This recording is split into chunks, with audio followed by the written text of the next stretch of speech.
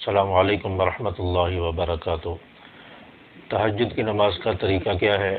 تہجد کی نماز کس وقت پڑھی جائے؟ کیا تہجد کی نماز کے لیے سونا ضروری ہے؟ تہجد کی نماز کی نیت کیسے کریں گے؟ صورتیں کون سی پڑھیں گے؟ یہ ساری ڈیٹیل آج کی ویڈیو میں انشاءاللہ شیئر کرنے جا رہا ہوں۔ تہجد کی نماز، اس کی فضیلت بہت زیادہ ہے۔ رسول اللہ صلی اللہ علیہ وسلم نے ارشاد فرمایا، فرض نمازوں کے بعد اگر کسی نماز کی فضیلت ہے، اہمیت ہے، تو وہ تہجد کی نماز ہے۔ فرض نمازوں کے بعد اس نماز کو سب سے زیادہ فضیلت حاصل ہے، اور یہ رات کی تنہائی کی نماز ہے اور اللہ سے راز و نیاز کرنے والی نماز ہے۔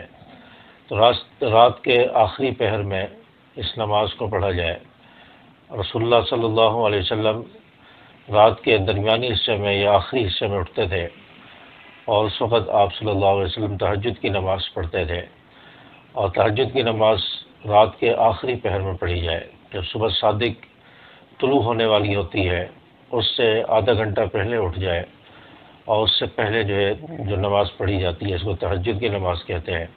اور اس وقت اللہ تبارک و تعالیٰ آسمان دنیا پر ہوتے ہیں، اور صدائیں لگ رہی ہوتی ہیں، کوئی ہے معافی مانگنے والا، کوئی ہے حاجتیں مانگنے والا، کوئی ہے روزی مانگنے والا، اس کی حاجتوں کو پورا کیا جائے، اس کو معاف کیا جائے، اس کو روزی عطا کی جائے، تو صدائیں لگ رہی ہوتی ہیں۔ اور جو شخص تہجد کے وقت اٹھ کر تہجد کی نماز، تہجد کے نوافل پڑھتا ہے اور پھر اللہ تعالیٰ سے مانگتا ہے، اللہ تعالیٰ اسے عطا فرماتے ہیں، اس کی دعائیں قبول ہوتی ہیں۔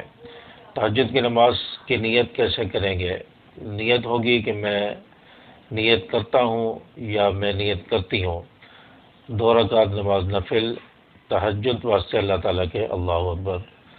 میں نیت کرتا ہوں یا میں نیت کرتی ہوں، خواتین ہیں تو میں نیت کرتی ہوں 2 رکعت نماز نفل تہجد واسطے اللہ تعالیٰ کے، اللہ اکبر، کہ اگر نیت باندھ لیں گے، اور طریقہ وہی ہوگا جو عام نمازوں کا ہے۔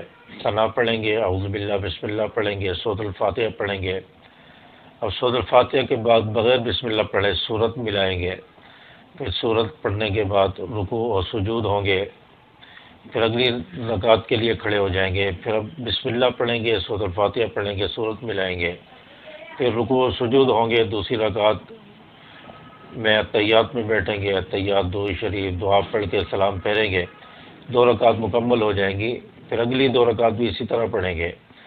تو کم سے کم 2 رکعت پڑھیں گے، زیادہ سے زیادہ 8 رکعت تک آپ پڑھ سکتے ہیں۔ 8 رکعت، 12 رکعت کا بھی ذکر حدیث میں ملتا ہے۔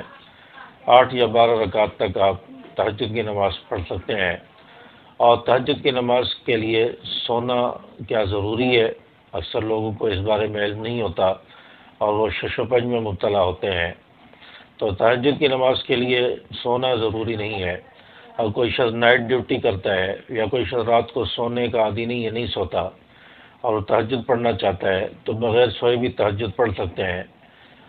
لیکن سو کر جو شخص اٹھ کر پڑھتا ہے، اس کو ثواب زیادہ ملتا ہے، اس کی فضیلت زیادہ ہے۔ کوئی نہیں سوتا یا نائٹ ڈیوٹی کرتا ہے، تو وہ بغیر سوئے بھی تہجد کی نماز پڑھ سکتا ہے۔ تو اس لیے آپ کا اشکال، آپ کا یہ جو ذہن کے اندر ایک شبہ تھا، وہ بھی میں نے آپ کو بتا دیا، اس کا بھی حل بتا دیا، کہ آپ بغیر سوئے بھی آپ تہجد کی نماز پڑھ سکتے ہیں۔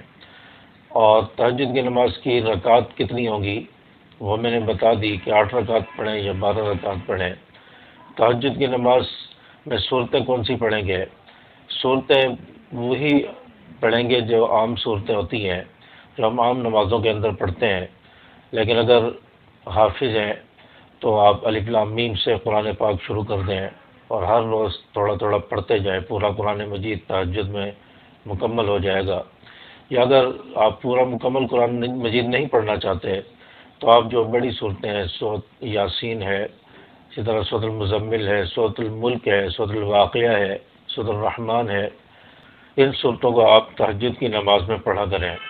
تہجد کی نماز میں بڑی صورتیں پڑھنے کی کوشش کیا کریں۔ جتنا لمبا قیام ہوگا، جتنا زیادہ قیام کریں گے، اتنا ثواب زیادہ ہے، اتنا اللہ کا قرب حاصل ہوگا، اتنا اللہ تبارک و تعالیٰ کے قریب انسان ہوگا، اتنا اللہ کے سامنے زیادہ کھڑا ہونے کا موقع اور شرف حاصل ہوگا، تو اس لیے کوشش کیا کہ بڑی صورتیں پڑھیں، اور تہجد کی نماز یہ رات کے آخری حصے میں پڑھیں، رات کے آخری حصے میں، یعنی صبح صادق جب طلوع ہونے والی ہوتی ہے اس سے آدھ پونا گھنٹہ پہلے اٹھ جائیں، اور یہ آدھا گھنٹہ جو ہوگا اس میں آپ تہجد کی نماز پڑھیں اور خوب اللہ سے دعائیں مانگیں، خوب اپنے گناہوں سے معافی مانگیں، توبہ کریں، استغفار کریں، اور اللہ تعالیٰ سے اپنی حاجتیں مانگیں، روزی مانگیں، پریشانیوں کا حل اللہ تعالیٰ سے مانگیں، تو انشاءاللہ آپ کی دعائیں قبول ہوں گی، آپ کو اللہ تعالیٰ معاف بھی فرمائیں گے، آپ کے گناہ بھی معاف ہوں گے، استغفار بھی قبول ہوگا۔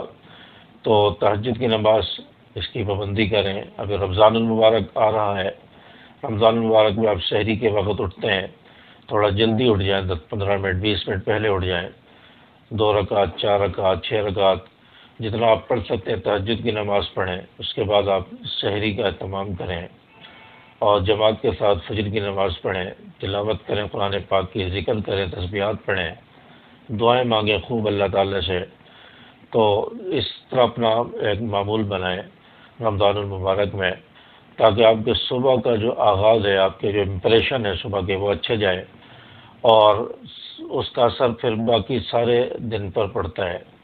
آپ دیکھتے ہیں دکاندار ہوتا ہے یا کوئی بھی ہے، وہ سب سے پہلے کوئی اچھا امپریشن دینے کی کوشش کرتا ہے، چیزیں سجا کر رکھتا ہے، اور سامنے فرنٹ پر اچھی چیزیں لگاتا ہے تاکہ امپریشن اچھا جائے۔ تو اس لیے صبح کا جو آغاز ہے، صبح کا امپریشن ہے، وہ اچھا جائے، اس کے اثرات پھر پورے دن پر پڑتے ہیں۔ امید ہے کہ بات آپ کو سمجھ آئی ہوگی۔ ویڈیو کو لائک کریں، چینل کو سبسکرائب کریں۔ السلام علیکم ورحمۃ اللہ۔